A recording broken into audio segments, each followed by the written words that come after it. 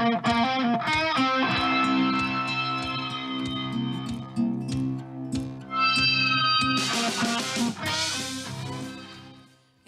welcome back, everybody, to the Survivor Girl podcast. No face, just screen. Thank you guys for joining me, Thriving Survivors. I'm so glad that you guys are here tonight. I appreciate you joining. I just want to say happy Survivor Girl Sunday, everybody. And before we get started, as always, I do the disclaimer. I am not able to prescribe or treat. I am not a licensed doctor. I am not a licensed therapist. I cannot do any of that kind of thing. I can only talk to you about my experiences that I've had and hopefully uplift, inspire, and help you guys along to know that you're not alone. So to thank you again for hanging out, joining me. Last week, I'm going to do a little bit of recap from last week. Pretty much kind of just talked a lot about some of the stuff that I have talked about on these episodes before, about not being a bully to yourself, about anxiety and things like that, and being able to still power through and do all of the things no matter how much it's trying to pull you down to keep on going. And that's kind of a theme that happens here on Survivor Girl, because that's something that I deal with personally, and a lot of my friends and my family actually deal with the same thing, with depression, anxiety, and all that stuff. So I tried to talk about that quite a bit, because it is a very real thing, and I know more and more people that I meet, they experience a lot of the same things that I do. So we kind of bring that up a bunch on here. And I've also talked about the PCOS aspect of everything, weight loss, all kinds of different things. PCOS Awareness Month, that's why we kind of brought that up. And also, I am somebody that deals with it, even though I no longer have my ovaries. Go figure with that, but apparently it's a metabolic thing. And we've talked about that on here, and I hope that you guys will go back and check out those episodes. They are archived on YouTube. They are on Twitch as well, only for, I think, 2 weeks, and then they are gone after that. But you can continue to see them on YouTube, listen to them on YouTube, and also on solidstateradio.net. I want to give a shout out to those guys, because they put all of the stuff that we have going on at Strange Friends Media up on their radio station as well. So that's really cool, and I want to thank those guys over there. So if you guys get a chance, go check them out, go like them. They are on Facebook, and they also have their station going at solidstateradio.net. You can listen to not only Survivor Girl, but This Is My Brain podcast, Don't Make This Weird podcast, and some of the other great ones that are going to be coming down the pipes from Strange Friends Media. So please keep on paying attention to that, because we have some more stuff coming along, which is very awesome. And I like to be able to talk about that stuff, because it's a celebration. I think back about 6 years ago to where I was compared to where I am now. And I kind of seeing this thing with a lot of friends lately that are going through things and have gone through things. And let's take a look back about 5 years ago. Where were you at? What were you doing 5 years ago? How far along have you come since then? And I say 6 years because that's when I was diagnosed with cancer and went through all of that stuff. And I'm so thankful that I am where I'm at now. And I just think back to those times about where I was and how it really shaped and it grew me through all of these years to where I'm at now. I still have a lot of the quirks and things that I had even back then, but I see myself continuing to keep on being on the up and up, instead of where I was just kind of staying still.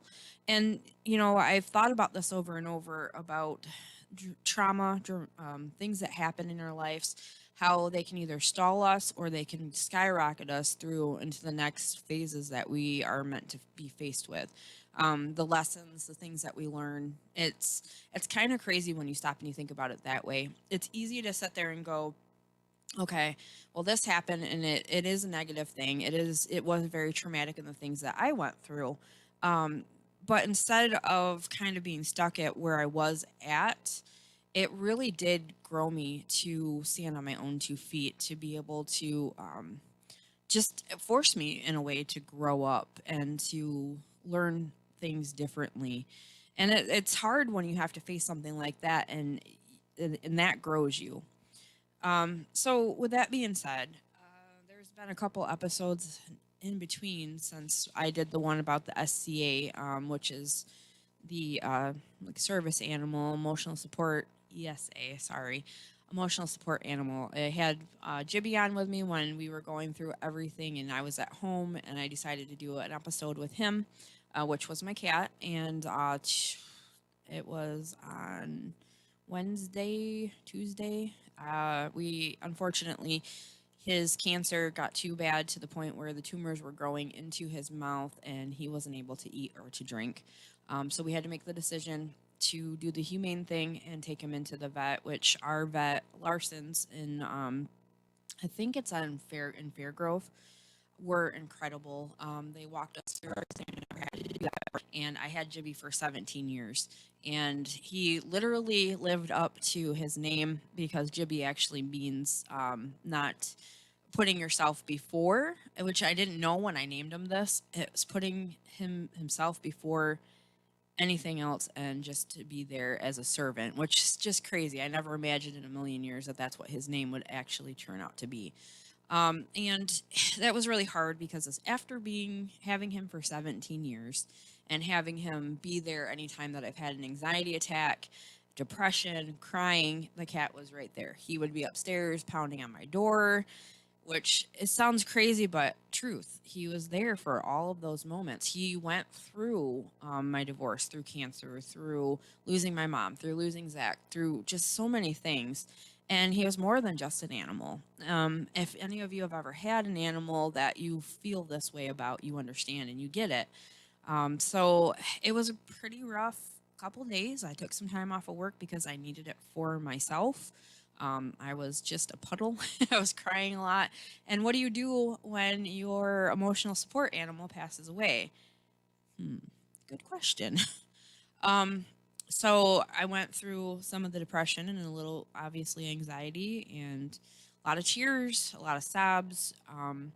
However, the next day after everything, Adam got me up, got me out. We went out of the house. We were gone all day. And for me, that's probably the best thing that I could do. Otherwise, I will lay around and the depression will get to me. Did I miss him? Did I have moments where I was sad? Absolutely. But for me, that's the best thing that I can do. I remember when my mom passed away, my friend Tony, who is over there hanging out, I don't think he got a microphone tonight, but he got me up the next day and said, "We're going to get pedicures." And we did. I got up, we got up. He made the appointments, we got out of here and went and did that, which, why?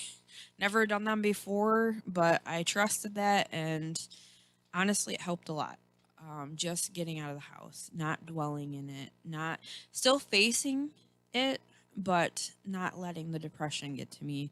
And then I got to be able to think about all of the good stuff. And when that kind of turns and you start thinking about the good memories instead of being angry, there's so many steps to the grieving process. And I think because of all the things that I have experienced with loss of people and loved ones, that it's still hard.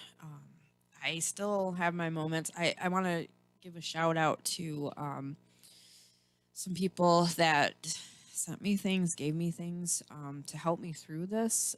I Somebody that I know from Renaissance Festival, Paulette, she ended up sending me a little statue. It's probably about this tall. It's got an angel holding a cat, and I wasn't expecting it. The box came. Adam was like, "Did you order something from Amazon or from Marvel?" Because it had all of the Marvel characters on the box. I was like, "No, I really didn't order something this time. I promise." And I got it the next day after Jibby had passed. Well, she had messaged Adam and got her address and sent it, and it came the next day. And it was an incredible, thoughtful gift. And yes, I cried. I cried a lot. I had Kleenex with me all the time those couple days there. And then I went back to work, and another one of the ladies from work, she left me a little note or a little like card that she'd drawn up, and it was really cool. paw prints along the top and a heart with Jibby's name in it, and then a nice message about losing our loved ones, our fur babies, and she understanding it. And that, of course, again, got me when I'm at work. I'm trying so hard. I'm like, no, I can do this today. I got this. But, and that's the thing. I feel that we worry about that a lot, about crying in front of people. But when it comes down to it, it is part of the healing process, and it's something that you shouldn't deny yourself. And you shouldn't be embarrassed about it, because anybody who knows the situation will understand. And those that don't know the situation, what does it matter? It's part of the process. I think it's important to let that go, because it feels like you heal a little bit faster when you just let it go, and take the process as you're meant to take it. I also want to give a shout out to Mary. I call her my soul sister, from Mary's Handmade Creations and Hometown Handmade, the store that I'm part of. And I know I've talked about that a lot because it's super exciting. She made me a cat blanket with little black kitties on it. So, it's very thoughtful. And I've had lots of people reach out to me, and I want to thank every one of you guys. I'm not going to do it individually, but you guys, that means the world to me. A lot of people reached out, and in times like that, that's so important. I didn't know exactly what all to say other than thank you guys. But again, here I am. I just want to tell you guys thank you for that, because he was like a kid to me. I did not have children of my own. Adam has a son, and I claim him as mine too. But I raised him, 17 years is a long time, and he became an emotional support animal. We rescued each other, I feel like. And, it was a crazy, like, experience and gift. I don't know if you guys have ever experienced that, but it felt like he existed because we were supposed to exist, if that makes sense. I'm not going to do this. Not gonna cry. I know I just said it's okay to, and I do. I've cried on Survivor Girl before. It's not nothing new. I'm not afraid to show my emotions here with you guys, because I feel comfortable with you guys, even if we don't know each other personally. And you tune in every week to Survivor Girl. I try to be as real as I can, and that emotion, it happens. So with that being said, it was a tough week, but a lot of people checked on me, came together, and really helped out. And I appreciate those gifts more than you guys will know. I'm not about.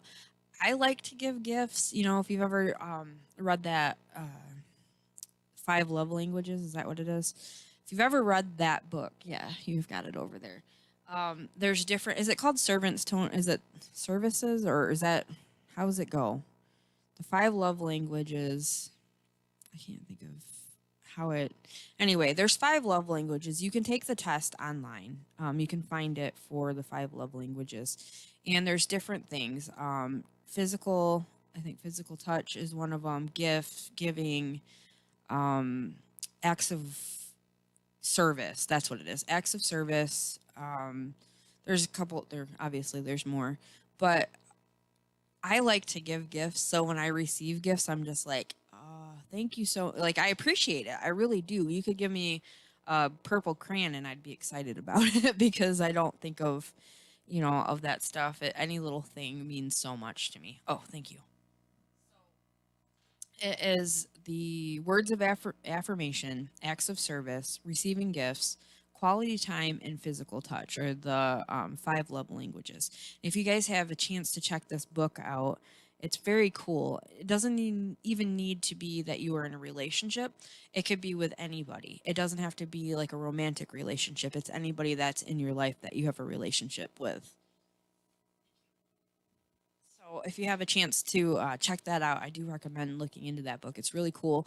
And by doing that and doing the quiz, you don't necessarily have to look at the book, but you can take the quiz online, and then you'll know exactly what your love languages are. I think I have actually two. Oh, he's looking at the book there. Okay, I can show that. Yeah. So here's a dusty copy. So, how to express heartfelt commitment to your mate. So, but again, it doesn't necessarily have to be a romantic relationship. It's relationships in life. So Gary Chapman is the one that writes this, and you can, like I said, you can find the love languages quiz online, and I recommend doing that because you get to learn more about yourself. And when you're in relationship, it's really important to know what that the things that you need, and to be able to tell your significant other or whoever you're having a relationship with what you need to have that communication there, because that stuff kind of drops out, and that's where we kind of get into trouble when we're in relationships.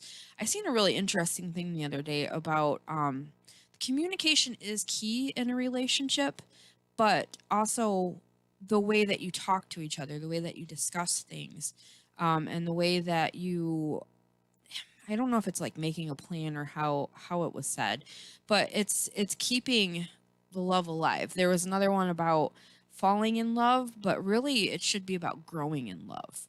Falling in love can be easy. That can be something that can be super easy, but growing in love is a difficult thing. And like I said, relationships, it's it's not just romantic, it's in life altogether.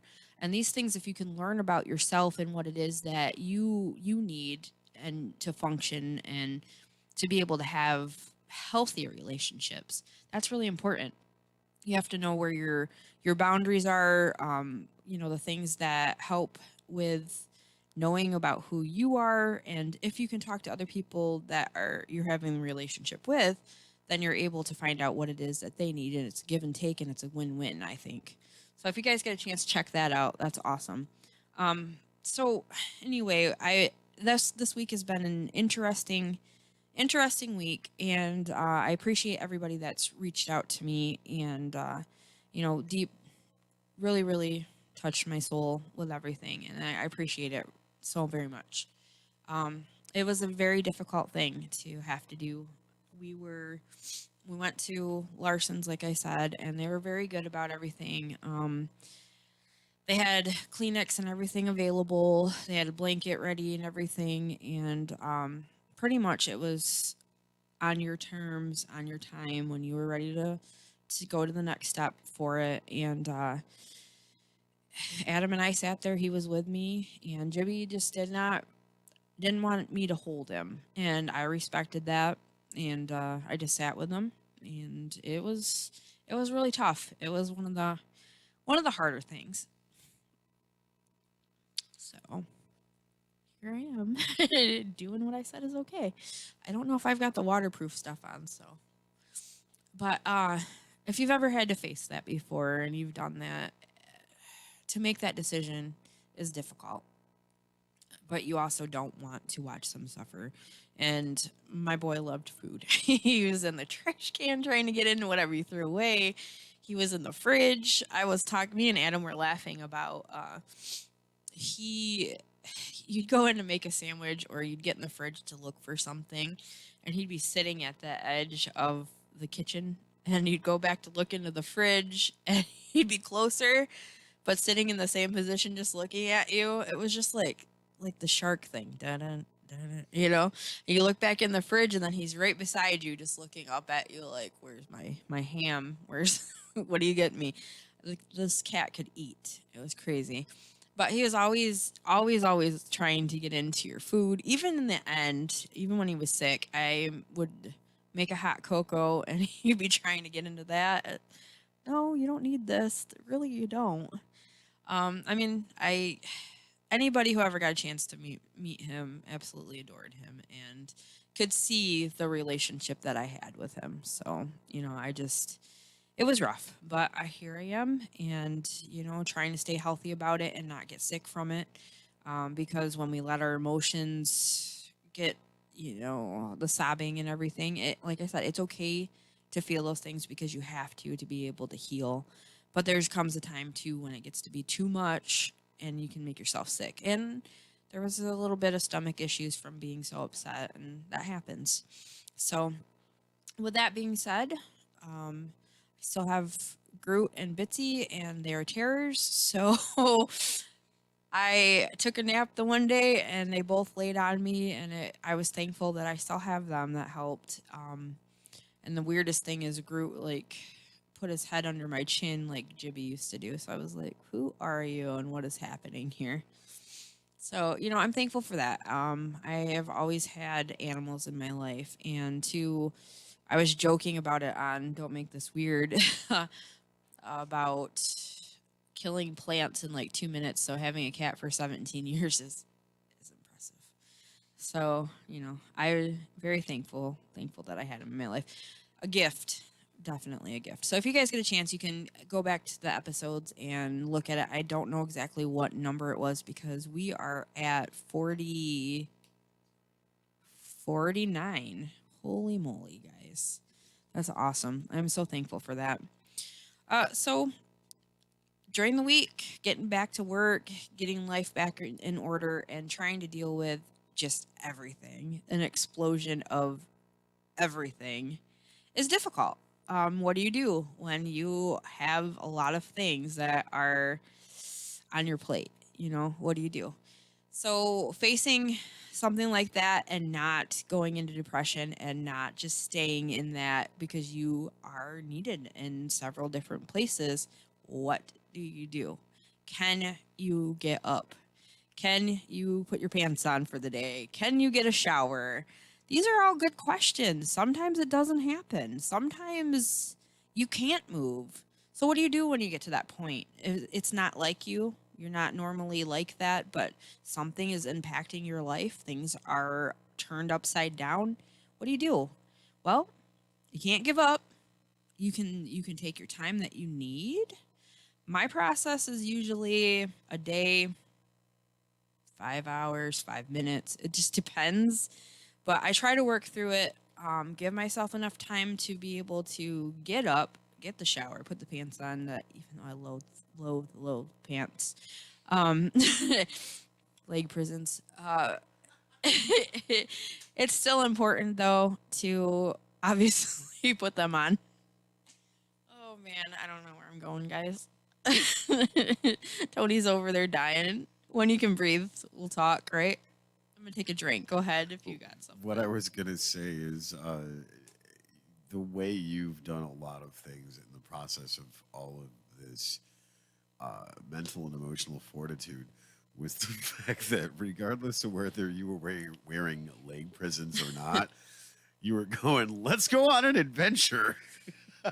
That's true. That is really true because when mom passed away, that's pretty much what I lived off of Right. was being able to just get out and just go because I knew if I sat for any moment of time, Yeah. it wasn't going to be a pretty thing. It was different when Zach passed away. It took me a good half a week or a week before I was like, okay, now I got to move. That was a lot different. So there's those different things too with the traumas in life. So I think you experience these on a different level. And here's another thing I do want to say is when you face something like this or a loss, don't get upset at yourself about how long it takes you for one to get up and get moving, to get back on your own 2 feet, because obviously you're taking the time that you need. But you also have to be mindful of how long you're taking, because then again, you can get into that dark hole. You can sink into that dark hole. It is perfectly okay to take time that you need for yourself. You have to remember that. Another thing is, no matter what, it's your grieving process. It is not anybody else's. Excuse me, I have a hair on my nose. Anyway, it's not anybody else's grieving process. It is yours. And the person that tries to tell you that you need to hurry it up with a grieving process, yeah, Tony's slipping off this way. Yes, I agree. Really, honestly, because either they have never experienced it or they just don't care.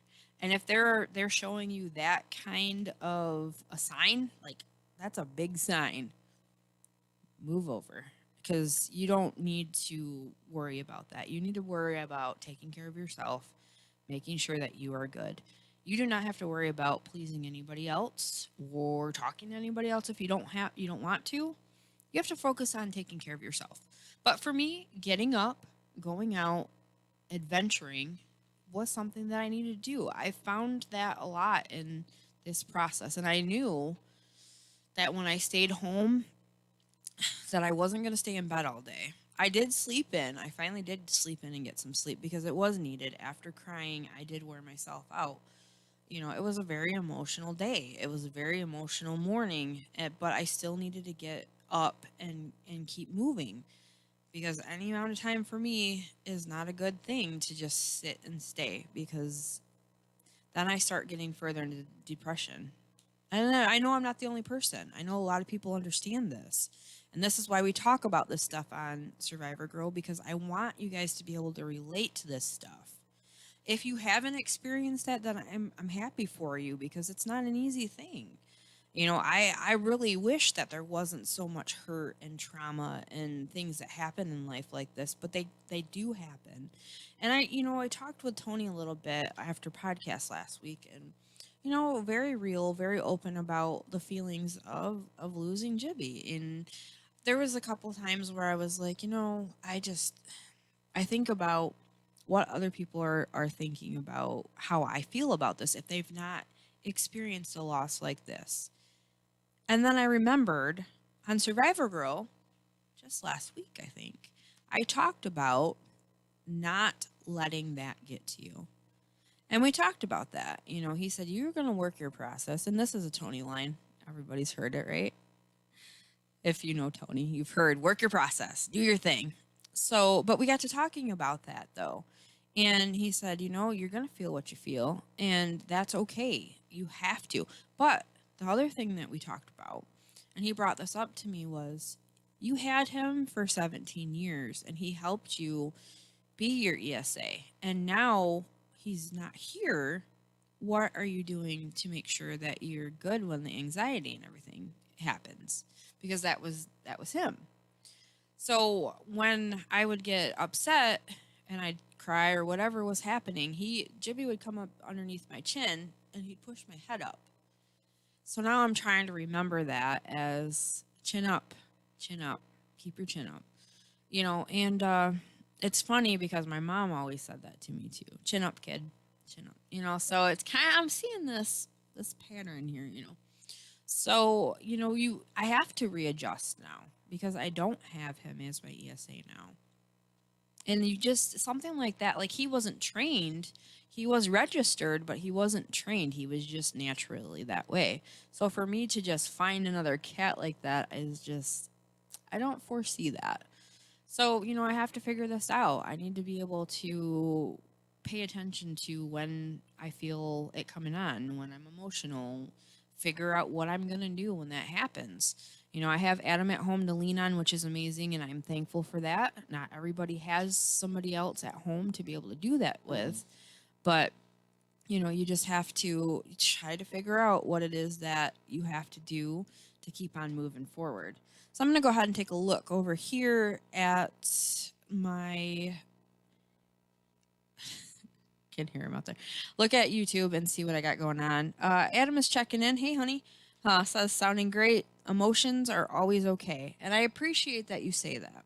A lot of people worry so much about showing their emotional side off. And that is tough. It's hard, especially if you grew up, and we've talked about this before on Survivor Girl, of when you get upset and you start crying and you get told to go to your room because I don't want to see it or whatever. I think that's like a famous line because I don't know if parents just don't know how to deal with that or what it is. But now to have somebody in my life that's like, emotions are okay.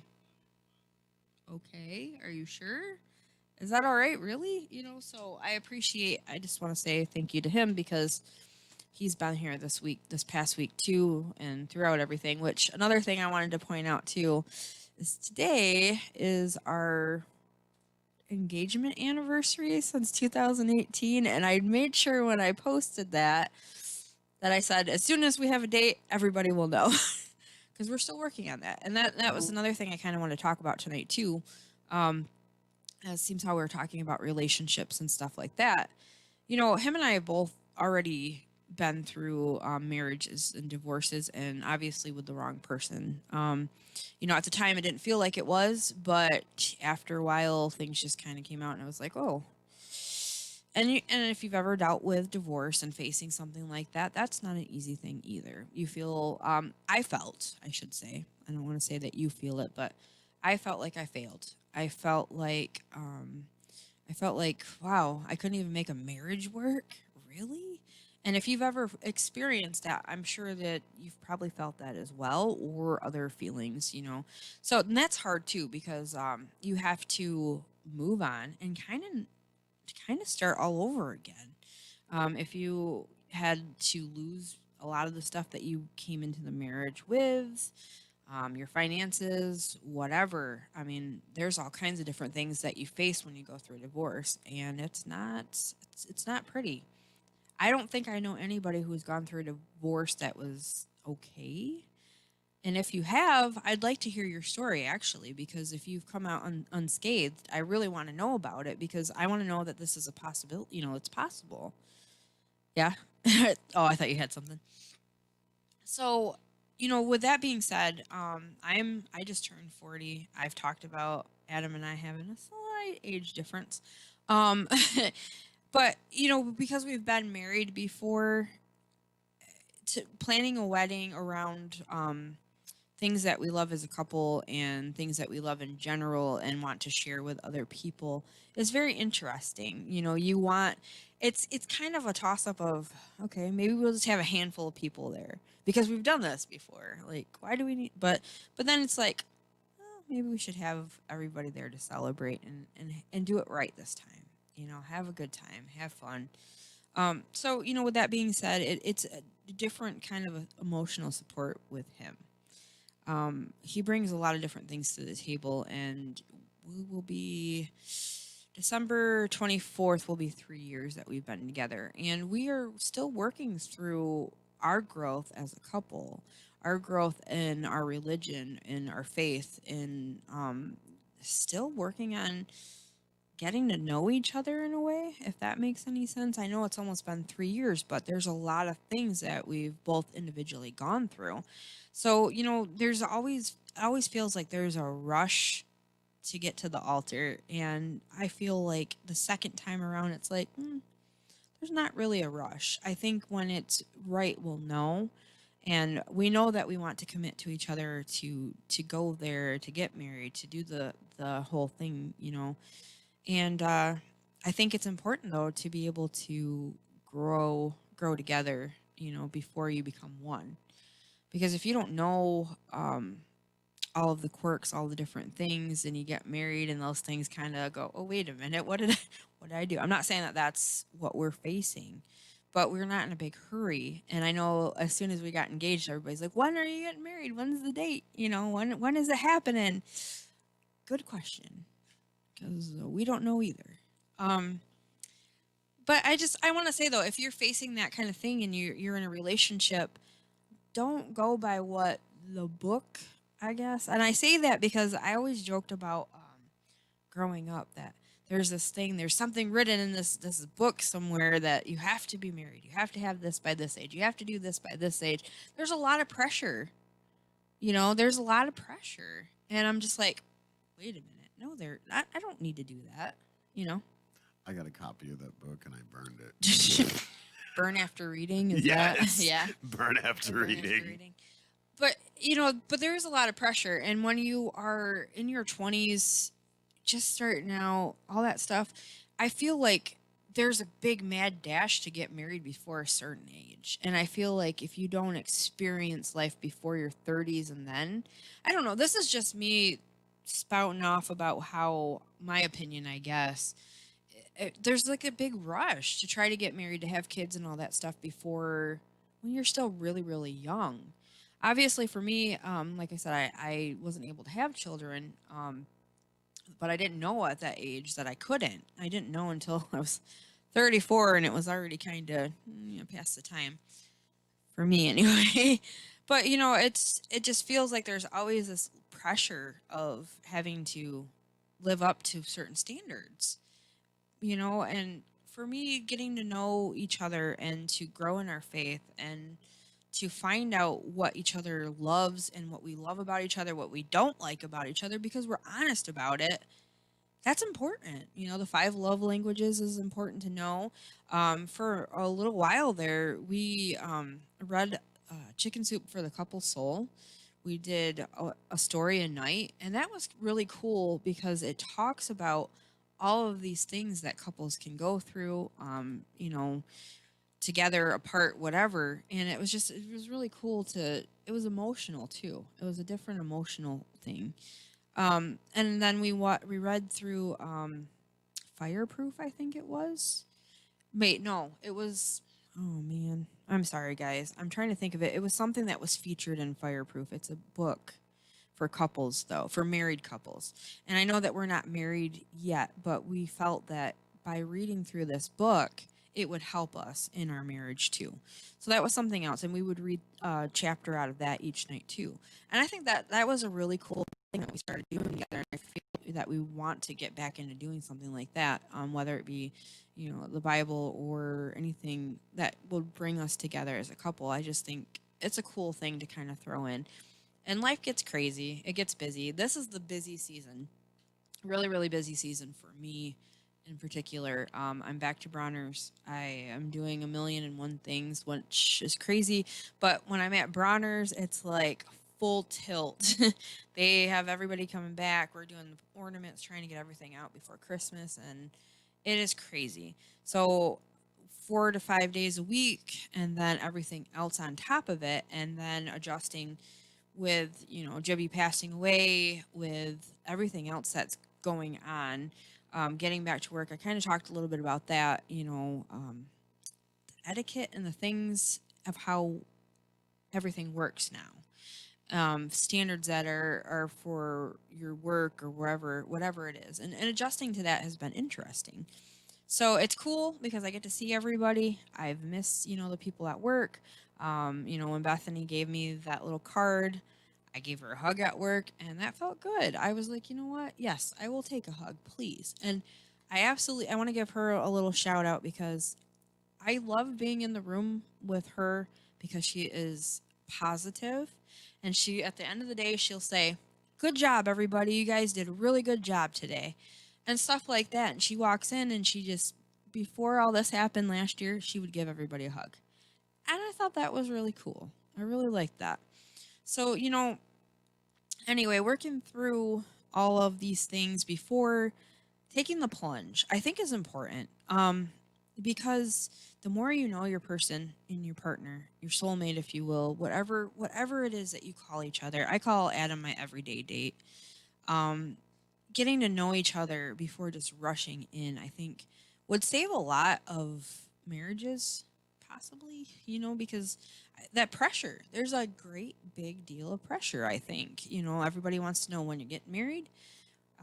Rush, rush, rush. You know, when you're having kids, there's always like this pressure of that kind of thing.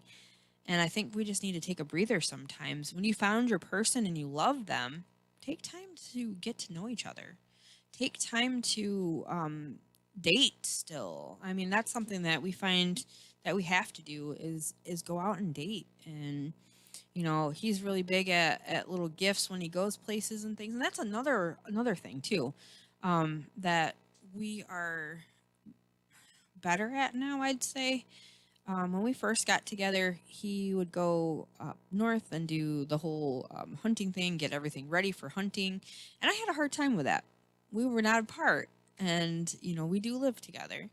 Unmarried, yes. But he'd go up north and I'd be like, oh man, this is weird. He's gone, you know, holy. And then, you know, he'd keep on going and I'd still have a little bit of anxiety. And I've talked about this on past episodes about the loss of Zach and that kind of thing. And I worry about that stuff. But I am happy to say I am getting much better with that. And I think it turned around when he went away for a whole week up north with some really great guys. And I finally got to that point where I was like, okay, I can still do things. And it's not that he's ever made me feel like I couldn't do things on my own. But when you get in a relationship, you get comfortable. You get comfortable and you don't get used to going places without being together. You don't get used to just going and doing because you want to be together. Like if you love the person, which we love each other, you want to be together. You want to spend time together. You want to go do this stuff. And remind me in a minute about busy season and that. But you want to be able to go and do these things together, but you kind of start to lose a little bit of being able to do stuff on your own, being able to go and get out and do things. And it's not that we hold each other back from it because we don't, but you get in that safe zone where you're just like, yeah, this is what we're doing. Us, team us. Nobody else, just team us. And I think everybody goes through that. No matter how long you've been together, I think everybody goes through that. So when he went away for that week, I went and pampered myself. I got myself two big bees. I got stuff for the bath. I just, and it's not stuff that he holds me back from doing, but I was like, I'm going to enjoy this time by myself. I'm going to take this time and do the things that I absolutely love doing. And I'm going to focus on me for this week. And it was cool. And I didn't feel selfish. It was awesome. It was very awesome. One of the things that, as you were talking about that, it reminded me of when we first started cultivating our friendship. Mm-hmm. And I asked you, we were standing out actually in the garage, and I said, how's your mental and emotional inventory? Yeah. What are you doing for you? Yeah. And you were dumbstruck because I you're like, was. nobody's ever asked me that. Yeah. Yeah. And I went, are you serious right now? And it's funny because from that point forward, not just in friendships, but predominantly as you're talking about in relationships, Mm-hmm. you're like, whoa, whoa, whoa. What are you doing to pamper yourself? What are you doing for you? Mm-hmm. That checkup from the neck up. Yeah. It's important. I mean, honestly, Yeah. like I said, we get into that whole team us routine, and that's okay. I'm not saying that that's bad because you really do need to be able to lean on your partner, your person. But you also have to remember that you can lean on yourself too. Because when Zach passed away, I got so used to being with him and team us with him that when he passed away, I was like, and this is literally, honestly, guys, what I said. When he passed away, and I found out that night that he passed away, the first thing that I said is in tears and sobbing, what am I supposed to do now? What do I do? That was the first thing is what do I do? And that's all I could say when I went into shock is what do I do?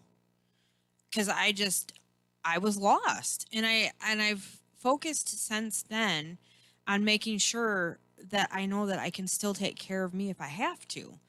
Heaven forbid anything ever happened. But I need to know that I can still take care of myself. So in that week while he was gone, I stopped worrying so much. I worried when he first left, and I honestly did have a hard time when he first went. But as the week progressed, and he still kept in touch, which is really cool. I really appreciate that. I started to go, oh, I'm okay. Like, I really am okay. And then I was like, well, what am I doing today? What am I doing to take care of me? And it was really cool. It was a very good experience. And I look forward to him going and doing it again next year because it is a healthy thing. And I've talked about this before, I know. But I really want to say, even if you are team us, you can still be team you. And you can still support each other and I don't want to say allow each other because that sounds so weird, but support your significant other to do the stuff that they love too, and you do the things that you love as well. And that's very, very important. And another thing, I can't remember what I told you to remind me of. Busy season. Busy season. Okay. Another thing too, though, is he went to go up and do the thing for hunting season, clear the lanes, get everything ready. And this weekend, like as soon as he left, I went and, of course, went and got my big bee. And then I went down to Emily City and to the store. And then the next day, Dawn and I went, which was really, really cool. And I just was like, I didn't worry as much. I was finally like able to breathe and go, I know he's going to have a great weekend. I'm going to have a great weekend. And it was such a release, like a good feeling. And we both were really, healthy about it. And I seen a thing too the other day. I see things all the time on Facebook. Who doesn't? But it was something about you know, if he can work 14-hour shifts and still check in with you while he's at work, then he's the right one or something like that. And that goes both ways when you're in a relationship. And he still checks in even if he is gone doing whatever, he finds signal where he can. So I appreciate that, and that's something I'm not really used to. So this whole relationship has got me not sideways, but in the beginning kind of, because there's a lot of new things with Adam. So busy season, relationship, working all kinds of hours, coming home and trying to get inventory and do things because there's a lot going on. I go, and I think I say this every season. Things just feel weird. Something doesn't feel right. I feel like we're just not we're not jiving. Something's not right. And then he points out, yeah, you're working all these hours plus everything else that you're doing. Of course it doesn't feel right because we're used to going and doing our dates every week, playing card games or whatever, kicking each other's butt in a video game. Whatever it is, we're used to being together and doing all that stuff. So I've been feeling like because I don't really cook either because I come home and I'm just like I don't really eat, so then I'm not cooking for. So it's just really weird. Like it throws everything off. So you have to remember too in those kind of times to be patient and kind to yourself. Yes, talk about it. Talk to your significant other about it because if you're just thinking these things and it's like, wait a minute, that's another great thing is he's like, hey, no, here's what's really happening if you stop and think about it. Because I am anxiety girl and I overthink and oh man, it can get weird. It can get weird quick because I'm just assuming until you actually talk. It's like, okay, we're good, right? We're good. So, with that being said, the busy season kind of does throw me off. And he's pointed out in the past that we've been together, it's happened every time, every season. I'm just like, something's not right. What is going on here? So, we're working through that too. And I appreciate having that communication, that open communication. And, working on not falling in love, but living in love, supporting each other. There's been times in our relationship where I will be working, he might not be working, and it goes back and forth. It's a very weird thing. And it's not that neither one of us wants to.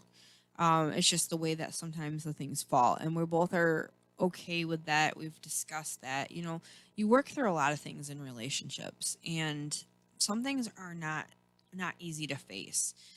If you have somebody that's willing to work through things and face these things with you, then by all means continue to keep, moving forward. And that's kind of, like I said, it felt weird, it felt off, and I'm like, hey, what's happening? Help me figure this out. So I'm thankful for that as well. And again, if you have the chance to check out the 5 love languages, Chicken Soup for the Couple's Soul, get a copy that has all of the pages because you will be disappointed when you're reading one and you're feeling it and there's pages missing, like what happened to me. It was a free book, so I can't complain. But if you guys get a chance to check that out, I will try to figure out what the other book was that we were reading together because it was a really good book, and I'll try to remember to post that for you guys. So it's just a lot of things just happening, and looking back and thinking of where I was 6 years ago to where I'm at now, the healthy things that I've changed, some of the things that I've kind of backslid into, trying to get out of that and to keep moving forward and staying positive. It's life. Life is messy or incredible. It can be both. You just have to have that perspective, and I've talked about that a little bit too. The perspective thing is how you can set your mind to make it a positive or try to figure out what the lesson. And we talked about that I think last week as well. But it's important. It's important to try to piece those things together to try to figure out moving upward. Were you gonna say something? I thought I heard you click, so I was just wondering. Okay, just checking a couple things. Oh, Mary said, had a great time. She is joining us. Hello, Mary, from Mary's Handmade Creations and Hometown Handmade. Check it out if you guys are in Michigan. It is awesome. Very cool. Speaking Beep, beep, beep. Wow. Speaking of shameless plugging, Yeah. uh, pushing people to Twitch to meet the achievements because we are almost there. Oh, that's right, you guys. I forget sometimes. I'm so used to YouTube, and that was our platform that we used for the longest time. If you guys get a chance to check out our Twitch, Survivor Girl podcast on Twitch. Also, if you check out Don't Make This Weird, it's a lot different than Survivor Girl. I'm just going to tell you. I try to stay a little bit more professional here on Survivor Girl, not so much on Don't Make This Weird. But if you guys are checking out those, please go on to Twitch as well. And if you interact on there, we get achievements, and then the more achievements that we get to start doing subscribing. What is it? Explain me the Twitch. It opens up different platforms for us Okay. to do stuff for raids and being able to just it opens up different platforms on Twitch. We can do more things with our audience. Oh, cool. Okay. So when you have like the achievement we're working for right now on all of the platforms is to get 3 people chatting at the same time during a live broadcast. Okay. So if you guys can check that out too, we'll try to put those links in. I gotta get better with putting out these things because it's kind of rough, like I said right now, and I appreciate you guys bearing with me through all of this. I know every day I used to put up a positive on Survivor Girl podcast, and the graphics have kind of lapsed a little bit, so I'm trying to get back to that. Dawn's been helping me out. She's added some on there too, which I appreciate that. Shout out to you too, my beautiful friend, sister. I appreciate you, and I thank everybody again for coming together and supporting, realizing that I am a real person that deals with life like this. I appreciate that. It is very, very much appreciated, and I thank you guys for tuning in and joining me because honestly, I would still continue to do the show, but with you guys here and interacting with me, it is so much appreciated. And also, I'm working on getting more people into the studio again with Mary checking in. We're gonna try to get her on here so we can talk about Hometown Handmade and the process of all of that. And I'm gonna be trying to get some more Survivor Girl spotlights as well. So, and also yesterday, there was a warrior ride for Katie Wood Skelton, one of our dear friends. She is going up against battling cancer again, and they had a motorcycle ride. I guess that's what they call them for her in honor of her. And people went by and drove by her house and did some support, and it was very, very cool. They did a raffle and everything for her. I wasn't able to make it there, but the support, and I seen the video, it was very, very cool. So if you guys have a chance to check that out, check her out, give her some love, prayers, support, whatever it is that you do, I know that she would be greatly appreciative of that, and so would her family. It's not something that anybody wants to hear a second time over. It's not something that anybody wants to hear a first time. So if you guys are the praying type, you like candles, positive vibes, whatever it is that you do, wherever you are, if you could put some prayers up for her, that would be greatly appreciated. We try to keep prayer lists when people are in need of prayer and would like prayer. Inbox Survivor Girl podcast. We can put you on that. We can do unspoken prayers, whatever it is that you are needing. We will love to help facilitate that. So if you guys know anybody who is needing prayer at this time, please go ahead and inbox us and we will do that for you guys. I really, again, am just very thankful to still be able to be here to do this kind of stuff and to keep moving forward. Staying positive is not always an easy thing. Like I said, life is crazy, life gets messy, and it's all about recognizing, first off, we're human. Going from, which also reminds me, Five Below, I stopped in there and did a little $5 splurge on a t-shirt. I was going to wear it, but I forgot to today. It says, "We are all human." And it's a really, really cool message. And, I try to think about that. And when someone's going through something, they might snap at us. They might act kind of off. You have to remember, we are all human. They might be just having a day. We might be having a day. I know I've experienced that before where I was off and try not to take things out on people, but sometimes it just happens. So, with that being said, try to remember we're all facing something, and it's hard to say what part of this that we're on, you know.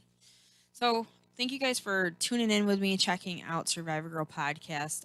Again, the shout outs to solidstateradio.net, Strange Friends Media for producing and putting this show out there, and to all of my other podcast brothers and sisters on This Is My Brain and Don't Make This Weird. Just appreciate being able to do those kinds of things, even in the busy season, even when I'm tired and forcing myself sometimes. I always have a great time after I come and do the podcast. So, that was another thing I talked about last week, getting up, going, and having a good time, even if you're fighting yourself doing it. That's the thing. We all go through so many different things. And, I wish that there wasn't so many of those things that everybody went through, to be honest, because it's not always fun facing this stuff. And, it takes a lot of courage to get dressed, get up, and go and do the thing, even if you don't want to do the thing. So I give a shout out to all of you that continue to keep on putting the leg prisons on, taking that shower, getting out of bed, going to work, whatever it is that you're facing in the day. I give you guys a round of applause for that because it's not always easy. And just don't forget that. That is an accomplishment. Please be kind to yourself, because if you did get up and do any of those things, you should be kind to yourself and be thankful, because some people just can't. Sometimes they just can't. So remember that. They can always be worse. Things can always be worse. And, I've seen a lot of those different videos out there of people that are way worse off and do some incredible things with their lives, despite the things that they face every single day. There's been some different videos with people that were born, without legs, without arms, or, have had horrific accidents and things like that, but still continue to get up and keep on staying positive and putting that out there for other people. It's just incredible to see those kinds of things. And, again, doesn't mean that that's something that you're facing, but if you got up and you did those things, give yourself, a pat on the back. Be proud of yourself, because sometimes that doesn't even happen. So keep on trying to live in the moment. Take each day, every moment that you can. Take it one moment at a time if that's what you need. Slow your pace down, whatever it is. But keep on moving forward. That's what you got to do. Because remember, guys, life is best lived.